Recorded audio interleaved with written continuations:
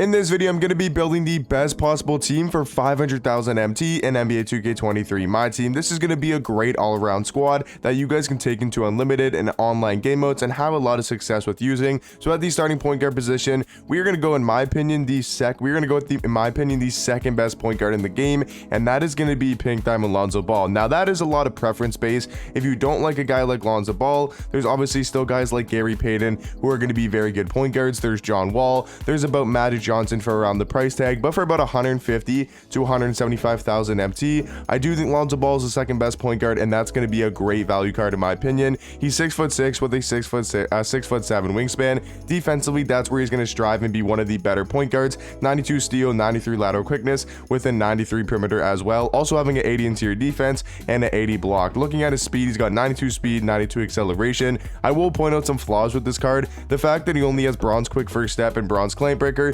definitely going to be probably the two biggest flaws about this Lonzo card. But other than that, he's an absolute beast. 92 ball handle, 92 speed with ball. He's got Hall of Fame challenger, glove, menace. He's got some pretty good goal defensive badges as well. Offensively, I do think he has a pretty solid jump shot. It's nothing too crazy, but I do think it's definitely going to be pretty decent, and he has the normal leaner as well. So for only about 150 to 165,000 MT, I do think Lonzo Ball going to be a really good pickup to pair alongside a guy like Lonzo. We don't have a crazy amount of MT to spend, so we are going to pick up the Diamond Kobe Bryant. Obviously, if you guys can get a pink Diamond Kobe if you want to, you definitely can, because I think Kobe's probably the second best shooting guard. But for this squad, he's about 20 to 25k, so that's going to be a pretty good pickup. He's still going to be very decent. He's still a Kobe Bryant card, so he's got 82 steal, 89 lateral quickness, 86 perimeter, 80 interior defense. Like, his stats are pretty mid, or not mid, but they're pretty like bang average. But the best thing about this Kobe card is because of his jump shot. Like, his jump shot's super quick, and it's going to be very easy to green as well. So for about 20,000 MT, he's going to be one of the better budget shooting guards in the game. At the starting small forward position, this is where we start getting back to some really elite cards, and we are going to go for the Diamond Rudy Gay. Now this Rudy Gay card is honestly one of the better small forwards, especially for his price tag around 40 to 60,000 MT. He's 6'8" with a 7'3" wingspan. Look at these stats, man, for a diamond card. 95 driving dunk, 95 vertical. He's super fast, 90 speed, 90 acceleration.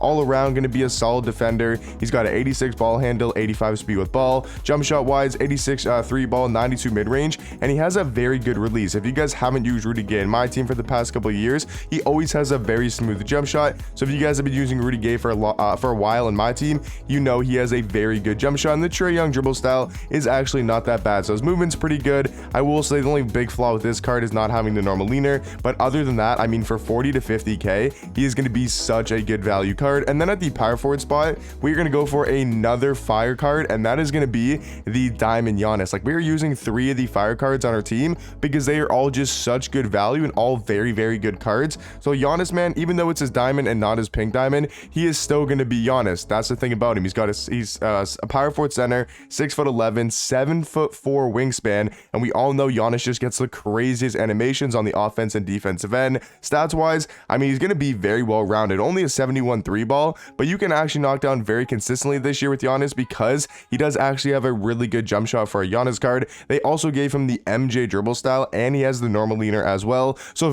his movement is going to be better than a lot of power forwards in game, and his movement's actually better than a lot of point guards in game as well, because the fact that his pink diamond, not this one, but his pink diamond actually has Hall of Fame claim breaker and quick first step. But this Giannis card, stats wise, it's going to be amazing on the defensive side of things. 89 speed, 89 acceleration. Like, this card, honestly, for 65k, yes, he's going to be fairly expensive for a diamond, but man, he is definitely the best diamond card in the game, or at least one of the best of them. One of the other best diamond cards in the game is going to be Diamond Kristaps for about 50 to 60,000 MT. I think him and Giannis at the 4 and the 5 is an absolute beast of a duo.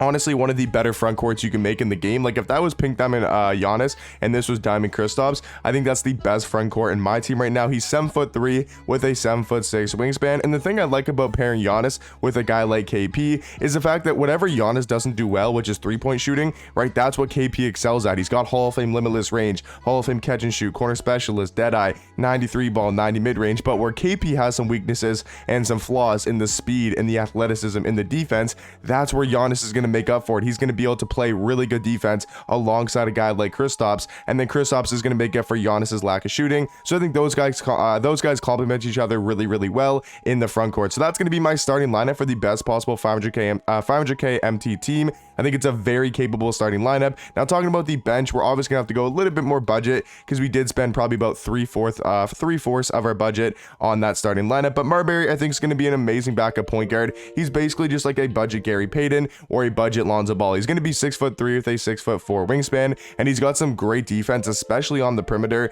having a 94 steal, 95 lateral quickness with a 95 perimeter as well. He's super fast, 95 speed, 95 acceleration. He's great with the ball in his hands, 92 ball handle, 95 speed with ball. He's got that Hall of Fame claim breaker and quick first step, which is going to be super nice to have on your point guard. So overall, guys, I mean, Marbury for about 20 to 25k, I think is going to be a great backup point guard. Now for the backup shooting guard spot, there's not too many options to go with this year that I found. Like for budget cards with shooting guards, I feel like that's one of the more weaker positions, at least when we talk about budget cards. If we talk about actually top tier shooting guards, it's probably one of the more stacked positions in the game. But unless I'm tripping, there's really no like great budget shooting guards. Like I think Lance is definitely still very solid, but there's no like Marbury or De'Aaron Fox or DeJounte Murray type of diamond cards at that shooting guard position. Like DeJounte Murray, you know, De'Aaron Fox and Stephon Marbury are a lot better than guys like Kobe Bryant and Lance Stevenson. So Lance isn't going to be anything too crazy. He's just going to be a very solid shooting guard for about 15,000 MT. Can pretty much do everything on the court. Now for our backup small forward position,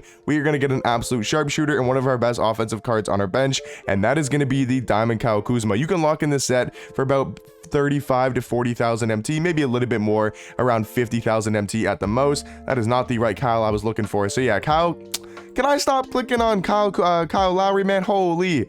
Okay, Kyle Kuzma, power forward, small forward, 6'9", 7 foot wingspan. Stats might not be the greatest. You guys are probably wondering, you know, why am I using this card? He doesn't really look to be anything too crazy stats wise, and you guys are right. His stats are definitely decent, but nothing too crazy. But with this Kuzma card, if you guys have played against him or have used him before, you guys will know this jump shot, one of the best releases in the game, and it's going to be super fast as well. And that's what makes this card super elite, because anywhere he's on the court, he is a threat to shoot. He's got Hall of Fame Claymore, corner specialist, I should say, gold catch and shoot, green machine, space creator, and he does have silver guard up as well. So for only about 50,000 MT at the most, he's going to be a great spot up shooter, and overall going to be probably our best offensive card off the bench. Now for the backup power forward position, we are going to go for the Diamond MPJ. I think he's probably better at small forward, but I feel like there's really not too many great budget power forwards in the game right now, so we're gonna have to settle for a guy like MPJ. Now I'm not sure about a guy like Obi Toppin. I quickly want to talk about that.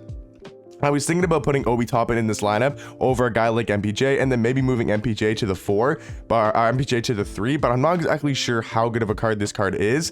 Jump shot, I think I've heard is pretty decent, so I'm just gonna throw that out there. If Obi Toppin is really good, you guys can let me know. I'm not 100% sure. I know he's solid, but I'm not sure if he's better than a guy like MPJ. So if he is really good, you could put him at the 4 and then slide MPJ to the 3, and then get rid of a guy like Kyle Kuzma. Now to round off the team, we are gonna get the budget beast at the center spot, and that's gonna be Amethyst Jared Allen. He's just a very good budget center. He's not going to be anything like too crazy, but for about 10,000 MT, we're going to save a lot of MT to spend on different positions, and he's just going to be all around a decent center. 6'10" with a 7'5" wingspan. He's glitched 3-point shooting wise. We've got a 91 3 ball, 85 mid range, also having Hall of Fame corner specialist and some really good gold shooting badges. He's going to be a great defender, 90 block, 92 interior defense, with also being a great finisher around the rim, having a 90 driving dunk and a 90 standing dunk as well. So yeah, guys, that's going to be my best possible team for under 500,000 MT. But let me know in the comment section down below, what would you guys maybe upgrade about this squad, and let me know your guys' suggestions for this team in the comment section down below, and I'll catch you guys in the next one.